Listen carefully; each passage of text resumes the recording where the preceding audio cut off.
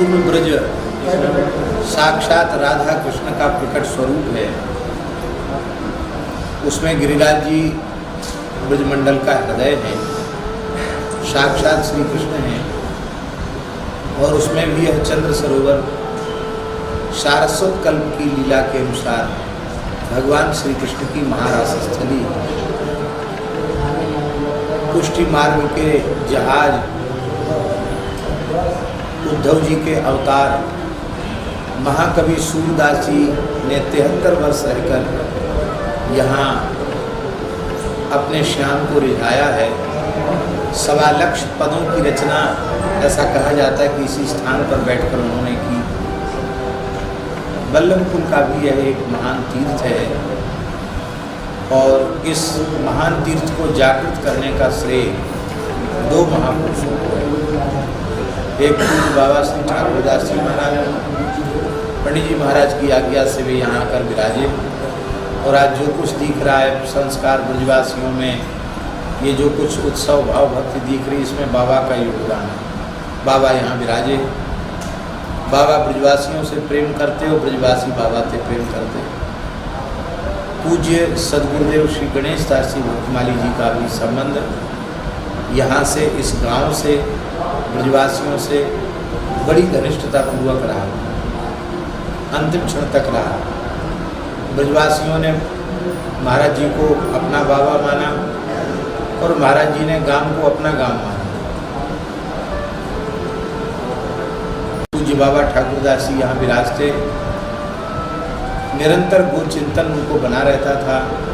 एक कसाई एक देसी बछड़ा ले जा रहा था, उस बछड़े को देखकर बाबा को दया आई और बाबा ने किसी व्यक्ति से कहकर कसाई से बछड़ा खरीद लिया गया और उस एक बछड़े को बचाने से यहाँ गौशाला का आरंभ हुआ। फिर पूज्य गुरुदेव श्री गणेश दास जी भक्तमाली जी महाराज की अध्यक्षता में एक समिति का गठन हुआ और यहाँ गौशाला विधिवत आरंभ हुई। अपने समय की सबसे पुरानी गौशाला ये है। इस गौशाला से अनेक गौशालाओं का जन्म हुआ। आज तक इस गौशाला के माध्यम से सैकड़ों ब्रजवासियों के घरों में गोपालन आरंभ हुआ और हजारों की संख्या में गोवंश के प्राण बचाए गए। तो यह एक उत्तम आदर्श गौशाला है। पुस्तकालय भी है, शिक्षण संस्थान भी है, औषधालय भी है और यह निरंतर प्रगति के पथ पर अग्रसर है।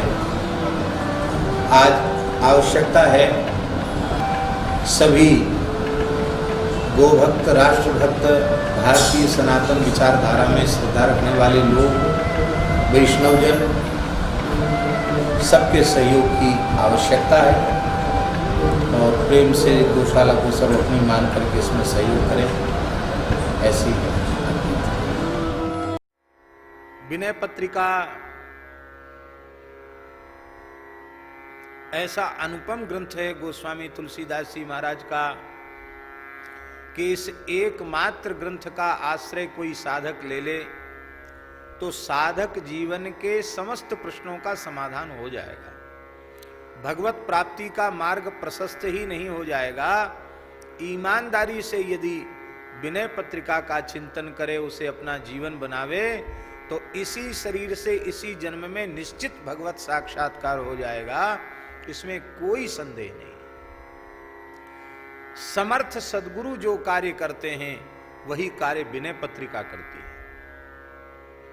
जैसे अष्टादश पुराणों का सार सर्वस्व फलरूप श्रीमद् भागवत है और भागवत को लिखने के बाद भगवान व्यास पूर्ण संतुष्ट हुए, फिर और कुछ जीवों के कल्याण के लिए लिखने की आवश्यकता नहीं है, अब हमारा प्रयोजन पूर्ण हो गया, ऐसा भगवान व्यास जी ने समझा।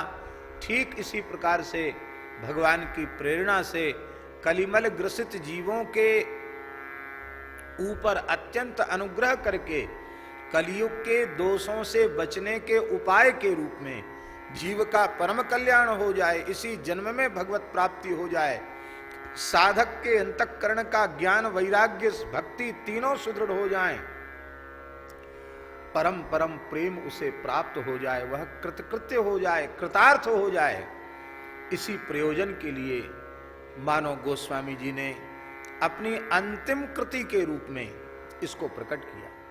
इसको YouTube पर प्रचारित भी किया जा रहा है, इस प्रसारण भी इसका किया जा रहा है।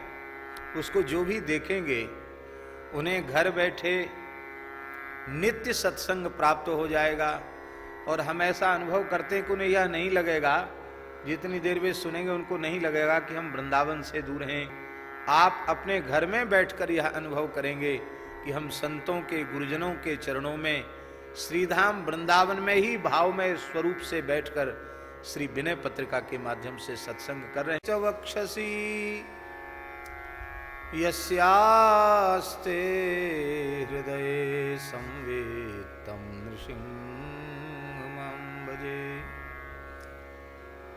विश्वसर्ग विसर्गादिनवलक्षण लक्षितम् श्रीकृष्णाख्यं परं धाम जगद्धाम नमामि तत्। प्रहलाद नारद पराशर पुंडरीक व्यासाम्बरीश शुकशौनक भीष्मदाल्भ्यान् रुक्मांगदार्जुन वसिष्ठ विभीषणादीन् पुण्यानिमान् परम भागवतान् नमामि। वाञ्छाकल्पतरुभ्यश्च कृपा सिन्धुभ्यैव च पतितानां पावनेभ्यो वैष्णवेभ्यो नमो नमः। सीतानाथ समारंभाम् श्रीरामानन्दार्य मध्यमाम् अस्मदाचार्यपर्यन्तां वन्दे गुरुपरम्पराम्। भक्त भक्ति भगवंत गुरु चतुर नाम बपुए किनके पद वंदन किए नाशे विघ्न अनेक। बंदौ गुरुपद कंज कृपा सिंधु नर रूप हरि महामोह तम पुंज जासु बचन रवि कर निकर। बंदौ तुलसी के चरण जिनकीन्हो जग काज कलि समुद्र बूढ़त लख्यो प्रगट्यो सप्त जहाज।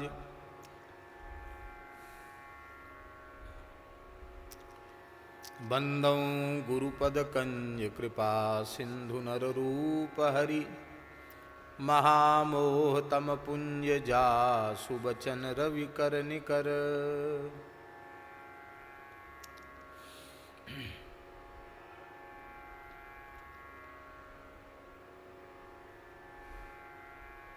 कुंद इंदु समदेह उमा रमण करुणा अयन। जाहि दीन पर नेह करहु कृपा मर्दन मयन। श्री राम जय जय राम। श्री राम जय जय राम।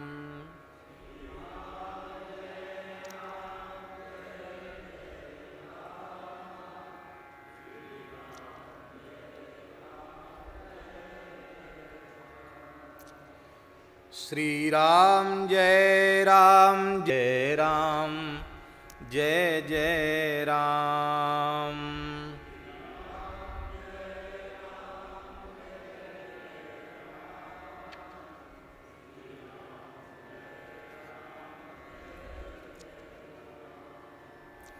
श्री राम जय जय राम। श्री राम जय जय राम।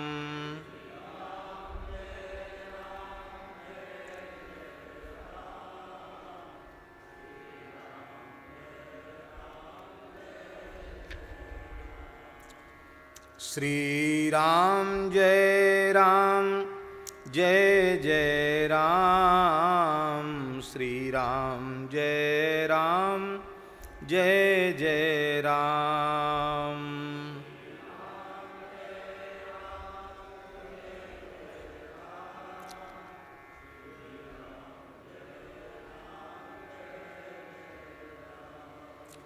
श्री राम जय राम जय जय राम, श्री राम जय राम जय जय राम।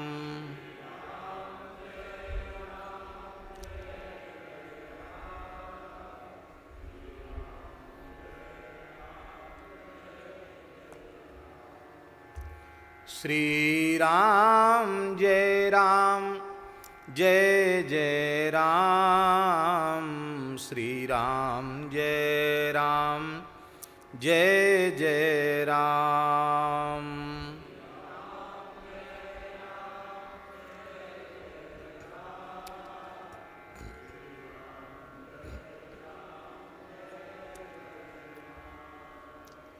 श्री राम जय राम जय जय राम, श्री राम जय राम जय जय राम।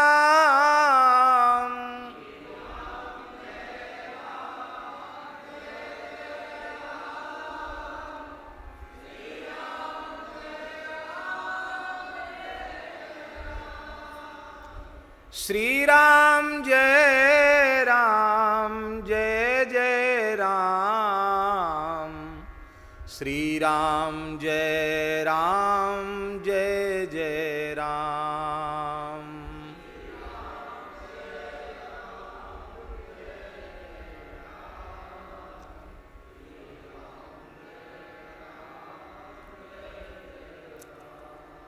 श्री राम जय राम जय जय राम, श्री राम जय राम जय जय राम।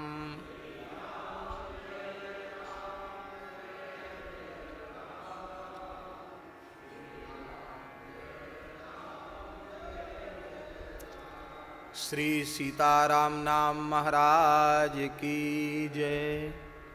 श्री नित्य साकेत बिहारिणी बिहारी जी महाराज की जय। श्री मलुक पीठ बिहारिणी बिहारी जी महाराज की जय। श्री राधा रमण लाल की जय। श्री राधा रमण लाल जी के प्रादुर्भाव महामहोत्सव की जय। उनके पाटोत्सव महामहोत्सव की जय। श्री बुद्ध भगवान की जय। श्री बुद्ध जयंती की जय। श्री कच्छप भगवान की जय। श्री कूर्म जयंती की जय।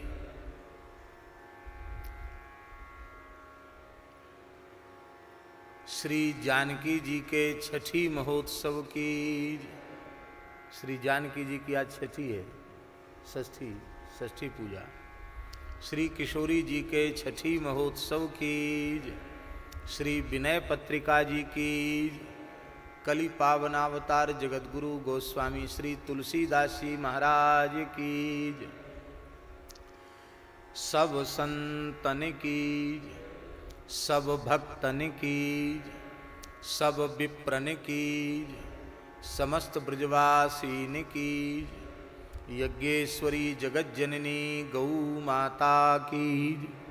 द्वारिकाधीश की, बालकृष्ण लाल की, श्री संकीर्तन मंदिर की, संकीर्तन सम्राट परम पूज्य प्रातस्मरणीय श्री प्रेम भिक्षु जी महाराज की, परम पूज्य श्री काश्मीरी बाबा जी महाराज की, सद्गुरुदेव श्री पहाड़ी बाबा जी महाराज की, सद्गुरुदेव श्री भक्तमाली जी महाराज की, सब संतन की, गोपीश्वर महादेव की, अन्नपूर्णा माता की, यमुना महारानी की, श्री जड़खोर गोधाम कीज, श्री पथमेड़ा गोधाम कीज, श्री 84 कोश ब्रजमंडल धाम की, श्री विनय पत्रिका जी की जय जय श्री राधे।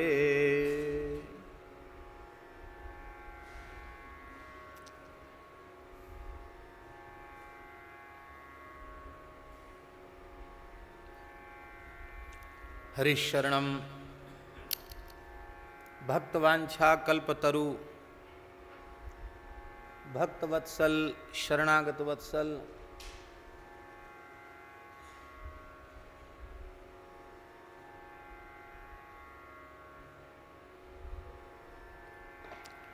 भक्तवत्सल शरणागत वत्सल श्री सीताराम जी की अहेतु की कृपा करुणा से श्रीधाम वृंदावन में श्री मलूक पीठ के इस पवित्र परिसर में सत्संग भवन में श्री नित्य साकेत बिहारिणी बिहारी जी की चरण सन्निधि में पूज्य श्री सद्गुरुदेव भगवान के दरबार में पूज्य संतों की मंगलमयी उपस्थिति में हम आप सबको दैनंदिन क्रम से श्री विनय पत्रिका के माध्यम से नित्य सत्संग करने का सौभाग्य प्राप्त हो रहा है।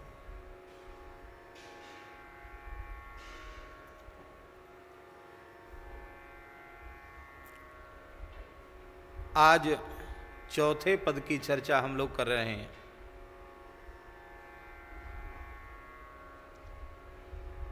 आज की तिथि अत्यंत पुनीत है। 10 अवतारों में श्री कच्छप भगवान की जयंती भी आज ही है। कूर्म भगवान की जयंती आज है। पृष्ठे भ्राम्यद मंद मंदर गिरिग्रावाग्र कंडूयनान निद्रालोह कमठाकृतेर भगवतः श्वासानिलाह पांतुवः यत् संस्कार कलानुवर्तन वसाद वेला निभे नाम बसाम यातायात मतंद्रितम जल निधेर नाद्यापि विश्राम्यति।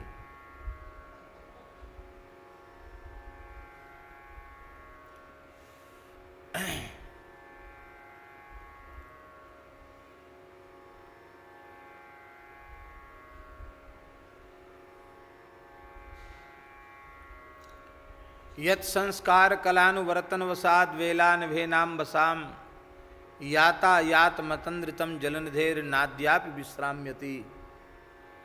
ऐसे कच्छप भगवान के चरणों में हम सब प्रणाम करते हैं।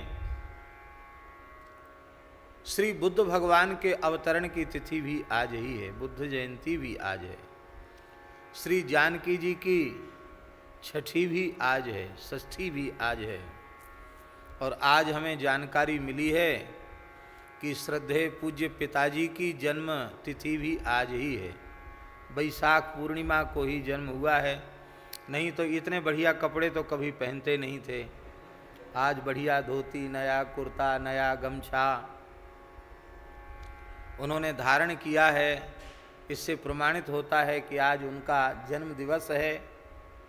तो इसलिए हम सब की इच्छा भी थी कि आज जरूर आवें, गुरुदेव भगवान को प्रणाम कर लें, मनुकदास जी को प्रणाम कर लें।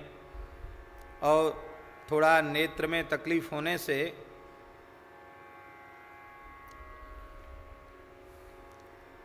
देख नहीं पाते हैं। हैं? सुना दीजिए, सुना दीजिए। प्राणानां निधानं कलिमलमथनं पावनं पावनानां पाथेयं यन्मुमुक्षोः सपदि परपदप्राप्तये प्रस्थितस्य विश्रामस्थानमेकं कविवरवचसां जीवनं सज्जनानां बीजं धर्मद्रुमस्य प्रभुवतु भवतां भूतये रामनाम। श्रीराम जय राम जय जय राम।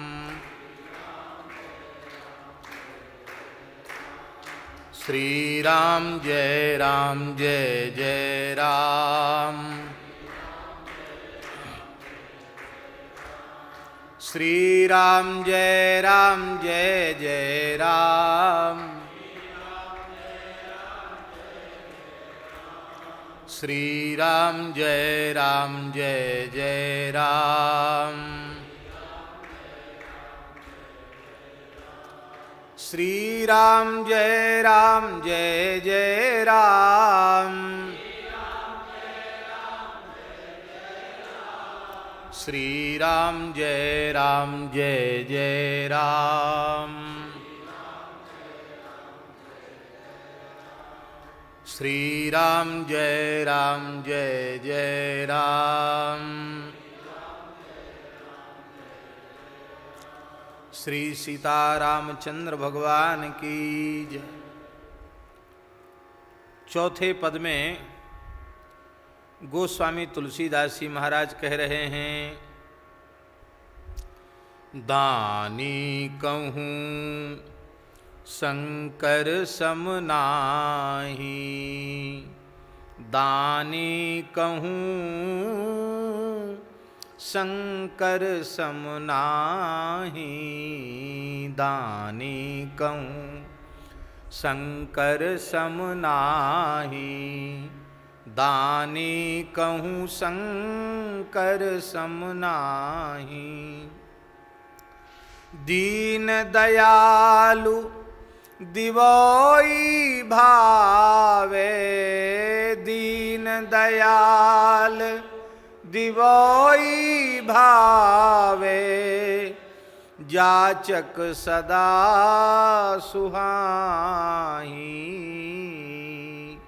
जाचक सदा सुहाई। दानी कहूँ शंकर सम नाहीं, दानी कहूँ शंकर सम नाहीं, दानी कहूँ शंकर सम, दानी कहूँ शंकर सम नाहीं। मारी के मार थप्यो जग में, जाकी प्रथम रेख भट माही, मारी के मार थप्यो जग में, जाकी प्रथम रेख भट माही। ता ठाकुर को रीझ निवाजिवो, कहो क्यों परत मो पाही, ता कुर को रीझ निवाजिवो, कहो क्यों परत मो पाही। दानी कहूँ शंकर सम नाहीं, दानी कहूँ शंकर सम नाहीं, दानी कहूँ शंकर सम नाहीं, दानी कहूँ शंकर सम। जोग कोट करी जो गति हरि सो, मुनि मागत सकू चाहीं, जोग कोट करी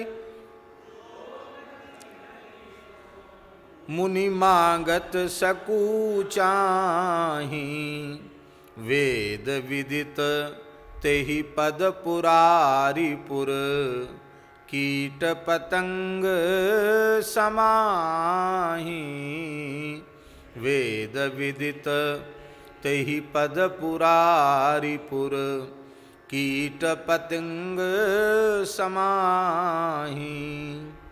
दानी कहूँ शंकर सम नाहीं, दानी कहूँ शंकर सम नाहीं, दानी कहूँ सम नाहीं, दानी कहूँ। ईश उदार उमापति परिहरि, अनत जे जाचन जाहि ईश उदार उमापति परिहर अनत जे जाचन जाहि तुलसीदास ते मूढ़ मांगने कबहु न पेट अघाही तुलसीदास ते मूढ़ मांगने कबहु न पेट अघाही दानी कहूँ शंकर समनाही दानी कहूँ शंकर समनाही दानी कहूँ शंकर समनाही दानी कहूँ शंकर सम। गोस्वामी तुलसीदास जी महाराज कह रहे हैं, भगवान शिव के समान, शंकर जी के समान कोई दानी नहीं है। दीनों पर दया करना ये उनका स्वभाव है। उनको तो देना ही अच्छा लगता है। दीन दयाल दिवोई भावत, उनको देना ही अच्छा लगता है। और बहुत से लोगों को देना अच्छा तो लगता है, पर ज़्यादा भीड़ मंगताओं की इकट्ठी हो जाए तो उनको बड़ी घबराहट हो जाती है। मंगताओं से सब परेशान हो जाते हैं। लेकिन भगवान शिव का स्वभाव है जाचक सदा सुहाई। मांगने वाले बहुत अच्छे लगते हैं उनको, मंगताओं से परेशान नहीं होते। शंकर जी इतने उदार हैं।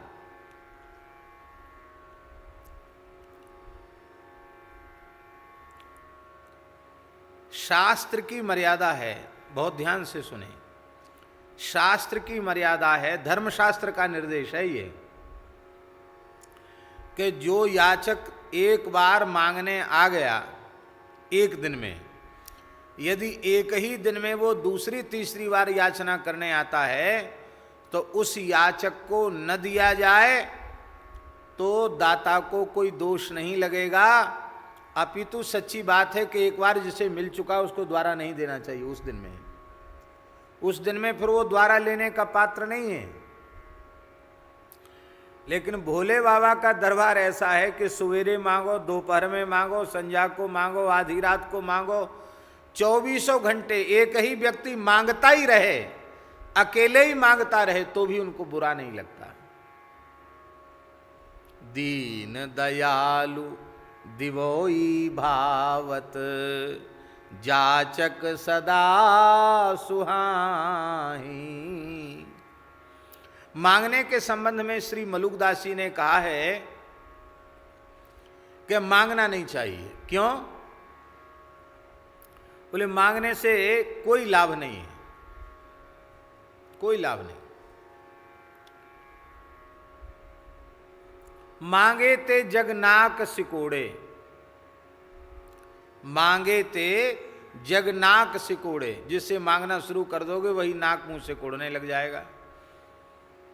और ज्यादा मंगता स्वभाव का तुम्हारा परिचय उसे मिल जाएगा ना, तो तुमको देखकर अपना रास्ता बदल देगा, किसी गली कूचे में छिप जाएगा कि आज पता नहीं क्या मांग लें। तो मांगे ते जगनाक सिकोड़े। और गोविंद भला न माने, भगवान भी बच्चा नहीं मानते हैं। अरे एक तो रीझे, या संसार रीझे या भगवान रीझे, पर मांगने वाले के ऊपर कोई नहीं रीझता। संसार भी नहीं रीझता और भगवान भी नहीं रीझते। अन मांगे राम गले लगावे, बिरलाजन कोई जाने। निष्काम भाव की प्रशंसा करते हुए मलुकदास जी कह रहे हैं। लेकिन धन्य है गोविंद भला न माने, पर गोविंद के प्राण प्यारे जो भूत भावन भगवान विश्वनाथ हैं, वो तो जाचक सदा सुहाई। उनको मांगने वाले अच्छे लगते हैं। खूब मांगो। कैसे हैं ये?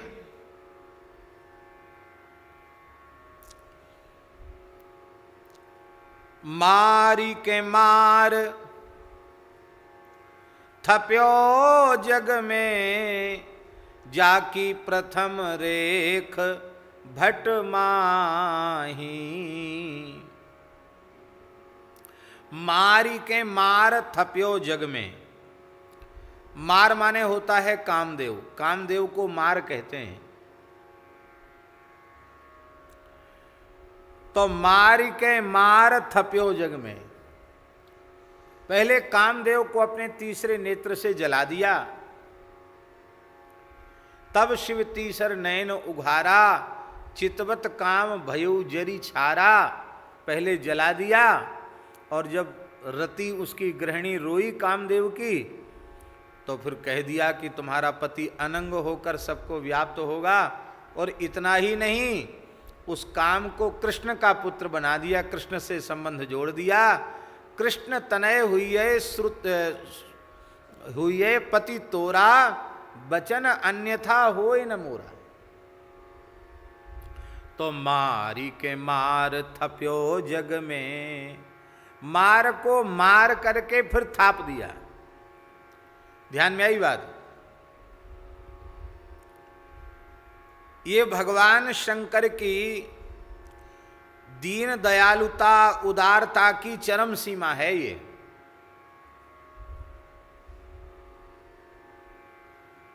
चरम सीमा है। ये प्रायः लोक में ऐसा देखा जाता है कि जिस किसी व्यक्ति के प्रति, प्राणी के प्रति व्यक्ति बद्ध वैर हो जाता है, शत्रुता कर लेता है, और अपने शत्रु को एक बार समाप्त कर देता है, तो फिर वह कभी ऐसी भूल नहीं करता कि अपने शत्रु को फिर से जिंदा कर दे, और अधिक ताकत दे दे, और अधिक शक्ति दे दे। लोग तो यहां तक सोचते हैं कि शत्रु का कोई अंश भी नहीं रहना चाहिए, जड़मूल से शत्रु का विनाश होना चाहिए। लेकिन ये कितने दयामय हैं। पहले जला दिया और फिर उसको पुनः जीवित भी कर दिया। और मारी के मार थप्यो जग में, संसार में उसकी स्थापना कर दी।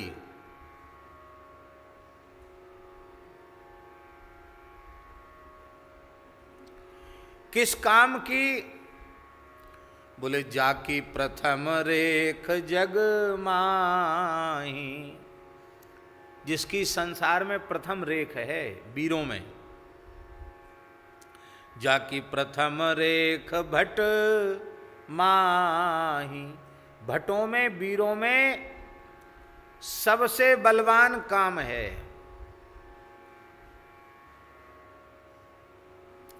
देखहु काम प्रताप बढ़ाई, जिन्होंने दशों दिशाओं में दिग्विजय कर ली, जो त्रिलोक विजयी हो गए, इंद्र महेंद्र भी जिनके प्रभाव के आगे नतमस्तक हो गए,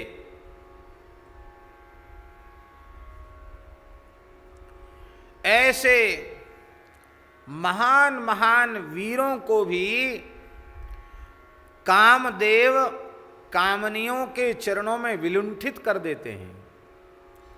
उनका ओज, तेज, बल, ऐश्वर्य, उनका अभिमान पता नहीं कहां चला जाता, उनको धूल में मिला देता है काम।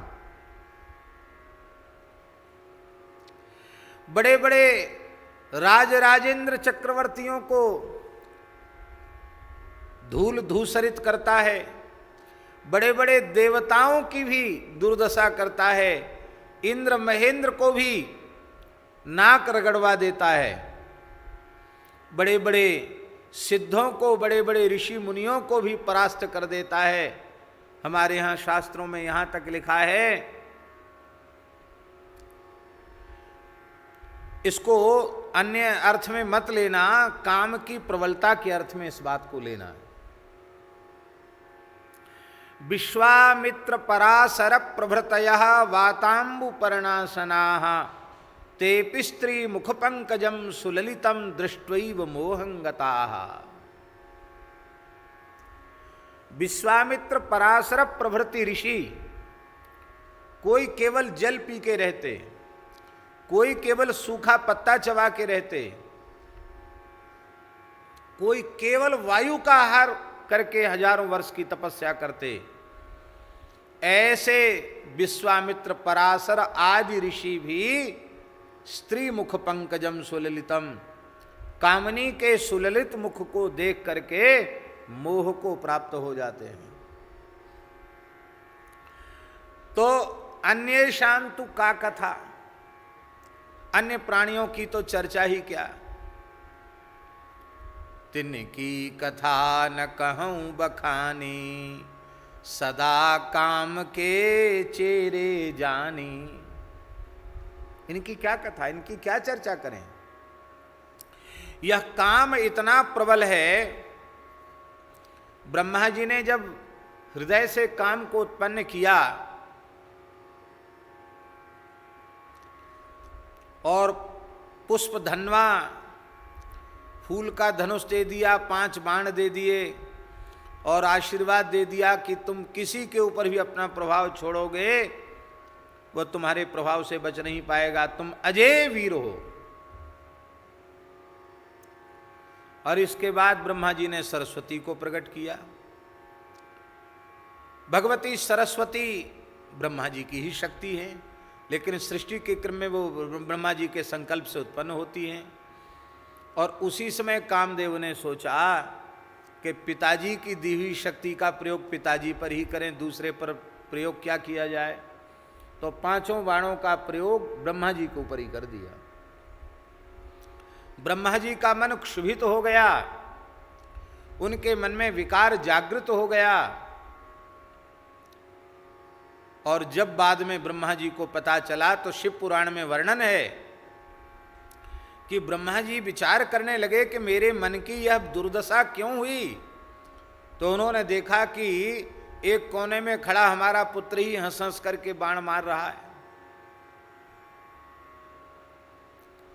तो ब्रह्मा जी को गुस्सा तो आया कि इसको अभी जला के भस्म कर दें, पर ब्रह्मा जी ने कहा विष वृक्षोपि संवर्ध्य स्वयं छेतुमसाम प्रतम। जहर का पेड़ भी बो करके पता चल जाए कि जहर का वृक्ष है, सज्जन पुरुष उसको काटते नहीं है। मेरा पुत्र है, मैंने ही शक्ति दी, मेरे ऊपर प्रयोग किया, अब मैं इसको नष्ट करूं ठीक नहीं। बोले हमने तो तुझे छोड़ दिया, पर कान खोल के सुन ले, जब भगवान शिव के मन को तू क्षुब्ध करने का प्रयास करेगा तो भगवान शिव के तीसरे नेत्र से जलकर भस्म हो जाएगा। ये शिवपुराण के अनुसार ब्रह्मा जी ने श्राप दिया है कामदेव को। अपने पिताजी को भी नहीं छोड़ा कामदेव ने, आप सोचो। इसलिए गोस्वामी जी कहते जाकी प्रथम रेख भट माही, ऐसे उस काम को ता ठाकुर को रीझ निवाजिवो, कहो क्यों परत मो पाही। ऐसे ठाकुर का, ऐसे प्रभु का प्रसन्न होकर अपने शत्रु पर भी ऐसी कृपा करना, अब इसके संबंध में मैं और क्या कह सकता हूं। अर्थात मेरी वाणी में वह सामर्थ्य नहीं है कि भगवान शिव की इस अपूर्व दयालुता, कृपालुता का मैं वर्णन कर सकूं।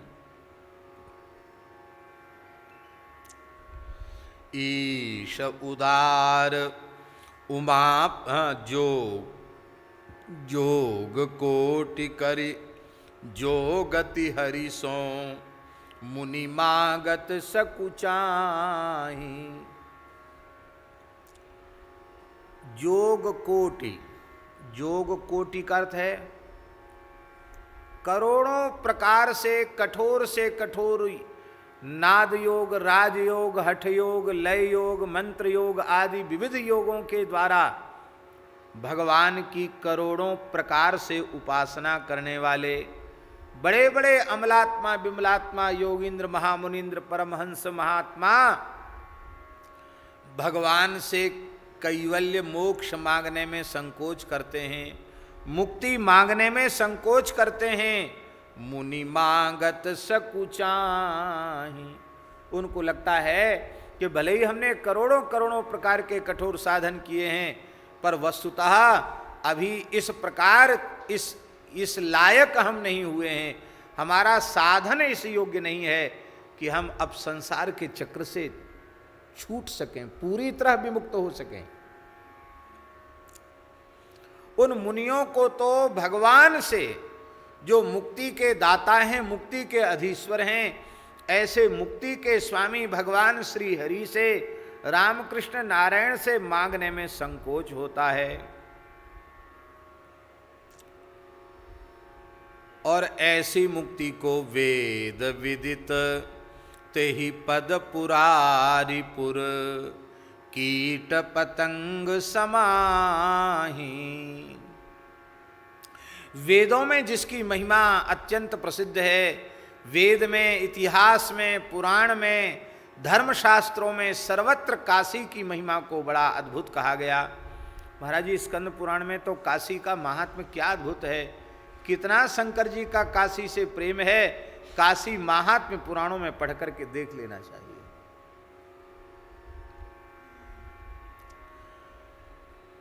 जिस पुरारिपुर का महात्म्य, सर्वेषां मुक्ति क्षेत्राणाम यथा काशी ह्यनुत्तमा, समस्त मुक्ति क्षेत्रों में काशी सबसे श्रेष्ठ है। उस काशी में मरने वाले कीट पतंग को भी ये मोक्ष प्रदान कर देते हैं। पूज्यपाद धर्म सम्राट स्वामी श्री कृपात्री जी महाराज कहा करते थे कि हम जन्म लेने में स्वतंत्र नहीं थे,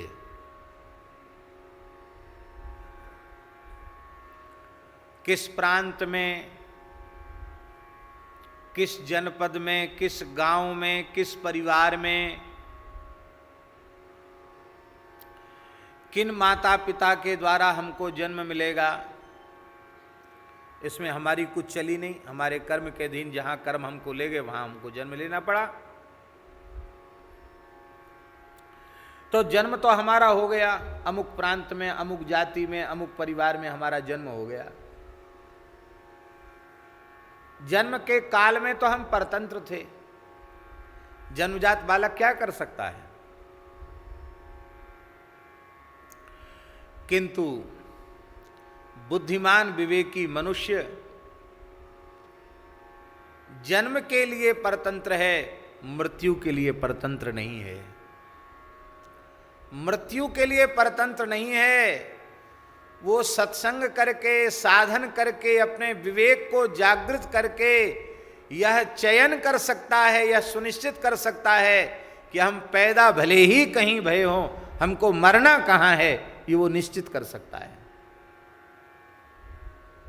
हम वृंदावन की रज में मिलेंगे कि हम श्री अवध की रज में मिलेंगे, कि हम काशी में मोक्ष लाभ प्राप्त करेंगे, इसके संबंध में प्रत्येक प्राणी स्वयं निर्णय ले सकता है।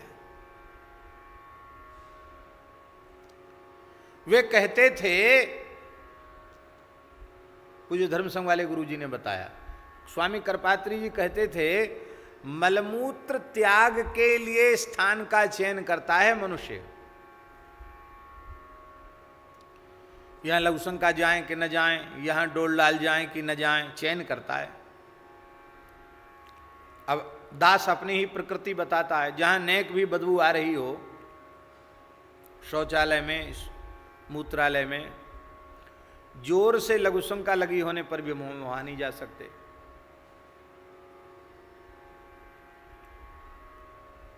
नहीं जा सकते, और कहीं चले जाएंगे, मैदान में चले जाएंगे। भली मना है तो क्या करें, प्रकृति नहीं है।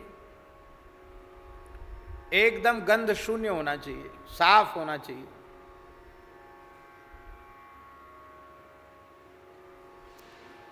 तब व्यक्ति देखता है कि नहीं कि यहां लघुशंका जाएं कि न जाएं, यहां मलमूत्र त्याग करें कि न करें, विचार करता है। मलमूत्र जैसी जो अत्यंत त्याज्य वस्तु जिसको त्यागना ही है, उसके लिए भी जब स्थान का चयन किया जाता है, तो जिस मृत्यु के पश्चात हमारे कल्याण का विचार भी किया जा सकता हो, उस मृत्यु के संबंध में विचार क्यों नहीं करना चाहिए? अवश्य करना चाहिए कि हमें अपना देह कहां छोड़ना है। इसी के लिए हमारे शास्त्रों में क्षेत्र संन्यास की विधि है। क्षेत्र संन्यास इसीलिए है, समय आ जावे, समझ में आ जाए कि अब चला चली का मेला है, तो निश्चय कर ले कि हमें इतना क्षेत्र छोड़कर कहीं नहीं जाना है, चाहे मर जाएं। निकट वालों से कह दें कि हम मरणासन्न पड़े हों तो भी इस क्षेत्र से बाहर निकाल के हमको मत ले जाना, मर जाने देना, पर इलाज के नाम पर भी हमको इस सीमा से बाहर मत निकालना। ऐसा संकल्प करके निश्चय कर लेना, इसको क्षेत्र संन्यास कहते हैं।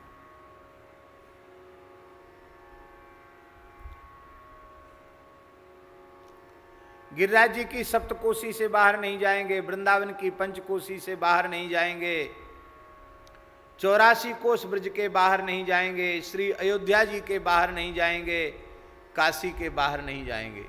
और क्षेत्र सन्यासी को बड़ा सावधान रहना पड़ता है। एक काशी के बहुत बड़े विद्वान थे, क्षेत्र सन्यास लेकर काशी में रह गए। क्षेत्र सन्यास लेकर काशी में रह गए, काशी की सीमा के बाहर नहीं जाना।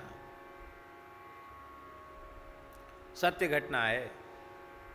उसी समय एक घोड़ा आया, रजवाड़ों का समय था, राजाशाही जमाना था। एक घोड़ा आया, बड़ा कीमती घोड़ा था। उस घोड़े पर काशी नरेश का इनाम था कि जो उस पर जीन कस के सवार हो जाएगा उसको इनाम मिलेगा। बड़े बड़े घुड़सवार आए, लेकिन वो इतना विलक्षण अश्व था, घोड़ा था, कि वो जीन कसने ही नहीं देता, लगाम लगाने ही नहीं देता, उछल जाता था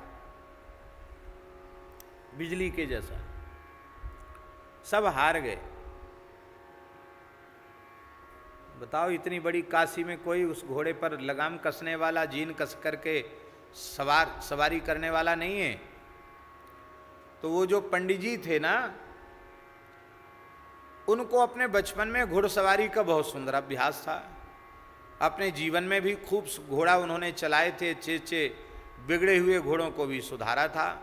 तो वो तमाशा देख रहे थे, तो उनके मन में आया कि अरे भाई, काशी की नाक कट रही है, हम ही कम से कम नाक बचा लें, राजा की अनुकूलता मिल जाएगी। बस उन्होंने खूब जांच करके देख लिया कि ये कैसे इसको किया जा सकता है।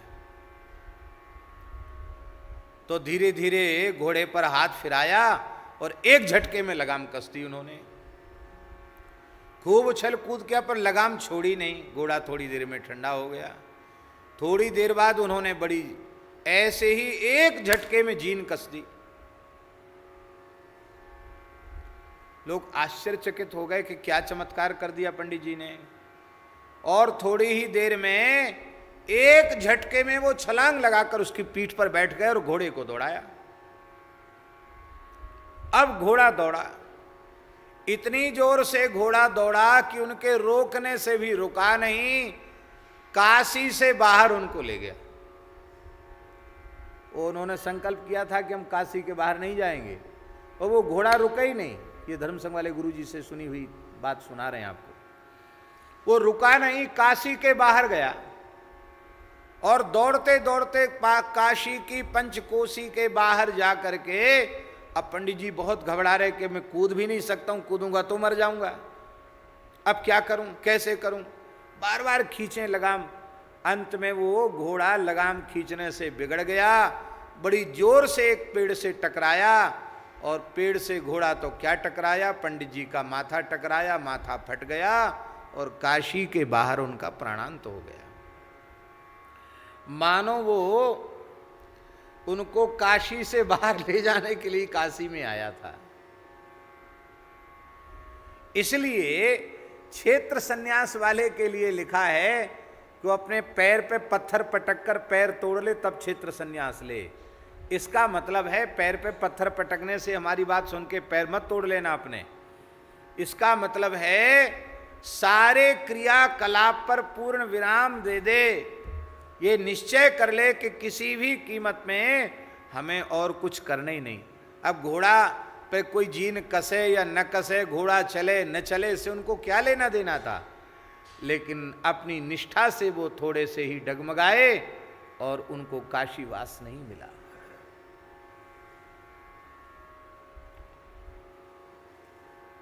ये बात हम इसलिए कह रहे हैं, इसलिए धाम में अनन्य निष्ठा लेकर के रह जाना इसका ये स्वरूप है।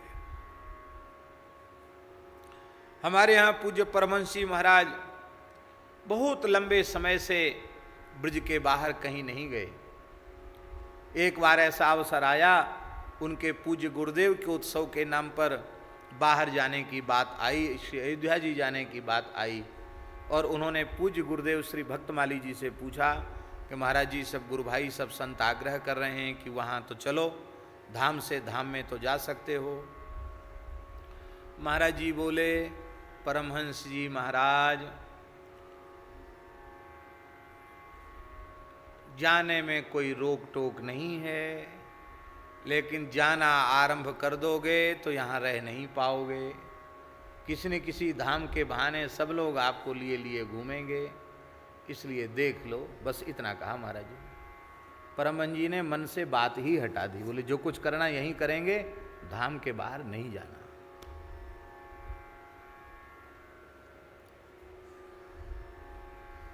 तो जन्म में हम परतंत्र थे, पर मरने में हम निर्णय कर सकते हैं कि हमको कहाँ मरना। अहंकार पूर्वक नहीं, विनम्रता पूर्वक, इष्ट बल से, गुरु बल से, गुरु गोविंद की कृपा से ही ये संभव है।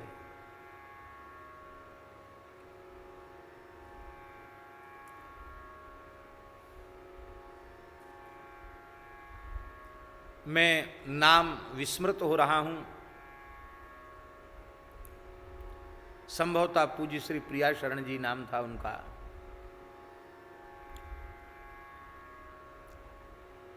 हमारे परम प्रेमी परम सुहृद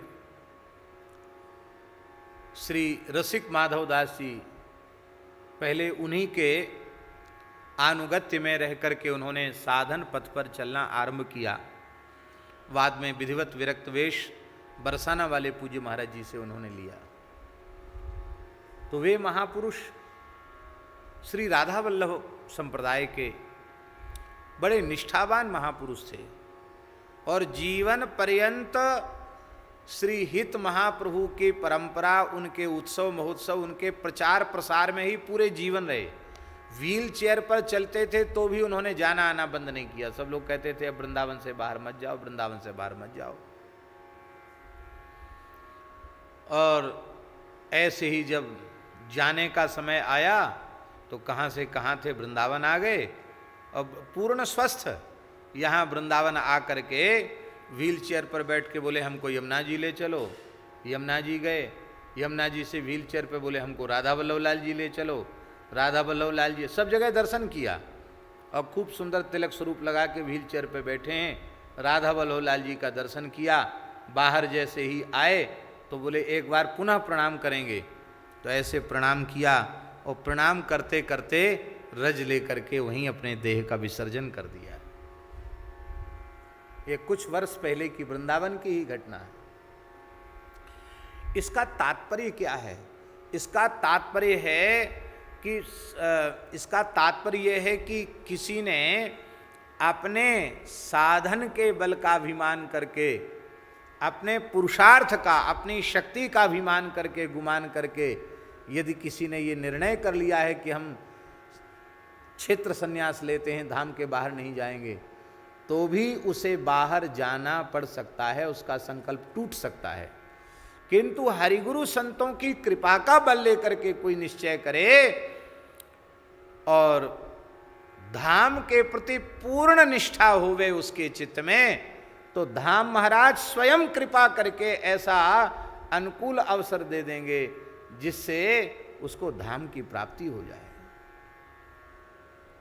हमारे पूज्य सदगुरुदेव भगवान श्री भक्तमाली जी महाराज अत्यंत शिथिल हो गए थे, शरीर से चलना फिरना कठिन हो गया था, कमर झुक गई थी।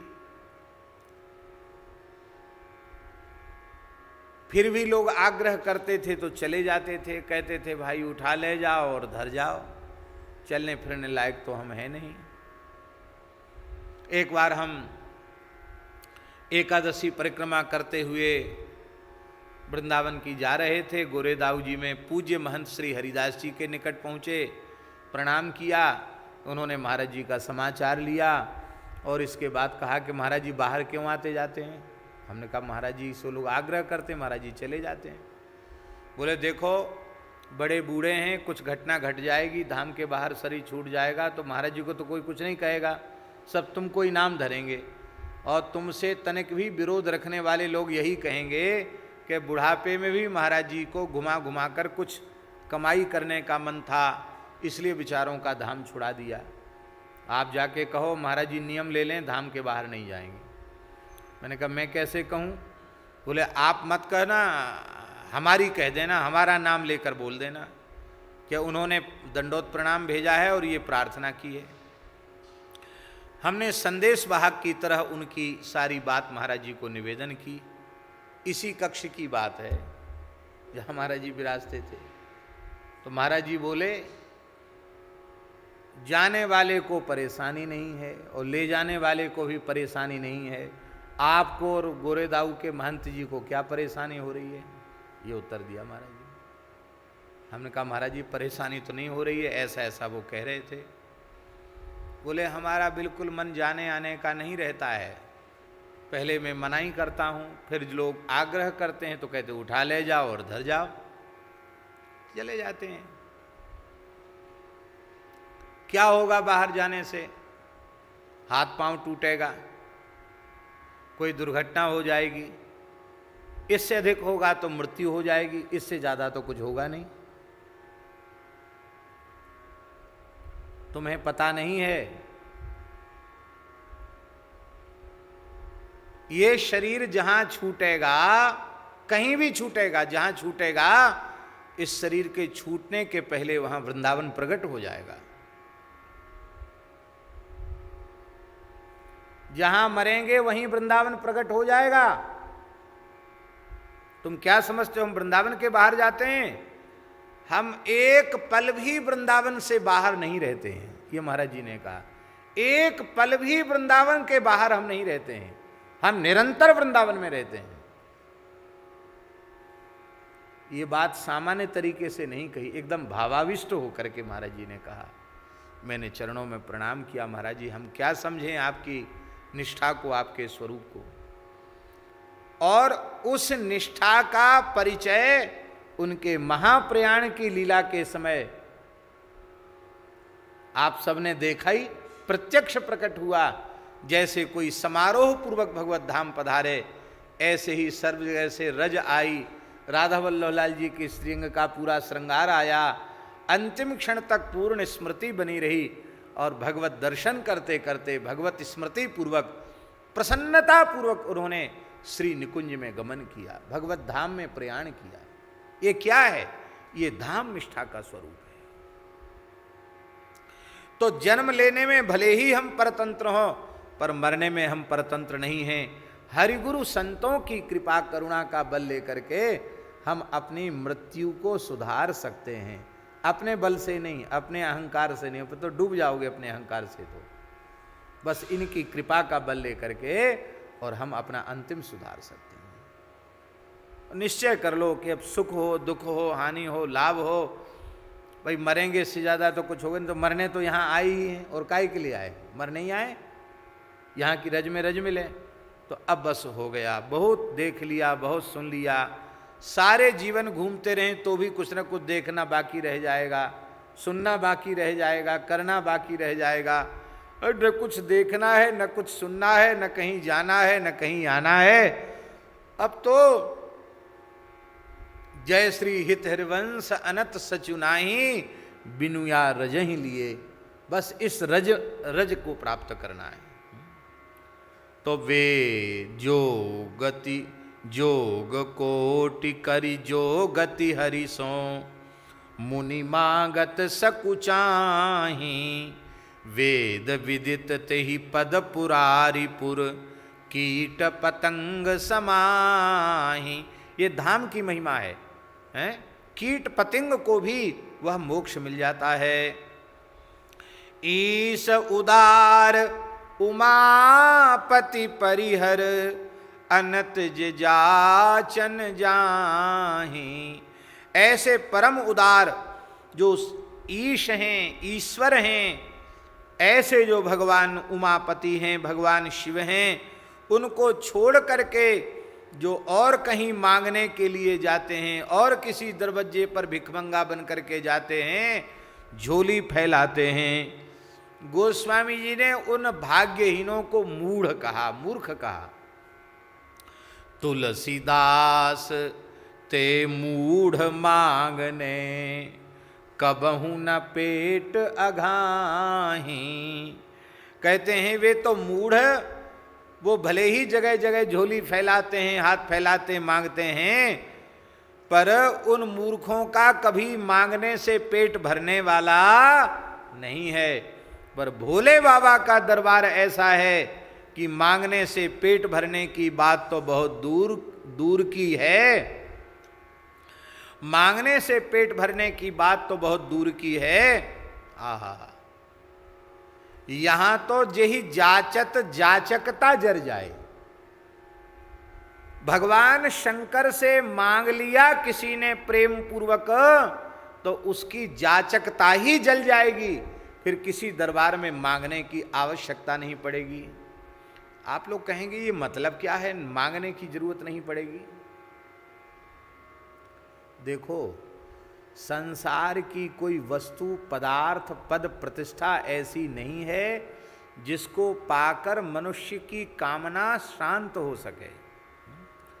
हविषा कृष्ण वर्त में वह भूय एवाभिवर्धते। ये कामना की अग्नि, इच्छा की अग्नि, जैसे अग्नि में घी डालते जाओ और सूखा ईंधन डालते जाओ तो अग्नि कभी बुझेगी नहीं, ऐसे ही संसार का कोई भी पद, कोई भी प्रतिष्ठा, कुछ भी मिल जाए, मंगतापना जाएगा नहीं, कुछ न कुछ लेने की इच्छा रही आवेगी। पर भगवान शंकर ऐसी कृपा करते हैं कि मांगने मंगतापना ही नष्ट कर देते हैं। इसका मतलब क्या है? इसका मतलब है जीव को वह दुर्लभ वस्तु प्रदान कर देते हैं जिसको पाकर जीव आत्माराम, आप्त काम, पूर्ण काम, परम निष्काम हो जाता है। और वह कौन सी वस्तु है? वह है श्री राम चरण अनुराग, श्री रघुनाथ जी के चरण कमलों में प्रेम। उस प्रेम को प्राप्त करके जीव कह उठता है, अर्थ न धर्म न काम रुचि, गति न चहो निर्वाण, जन्म जन्म रति राम पद, यह वरदान न आन, जन्म जन्म रति राम पद, यह वरदान न आन, जन्म जन्म रति राम पद, यह वरदान न आन। सीताराम चरण रति मोरे, अनुदिन बढ़ऊं अनुग्रह तोरे।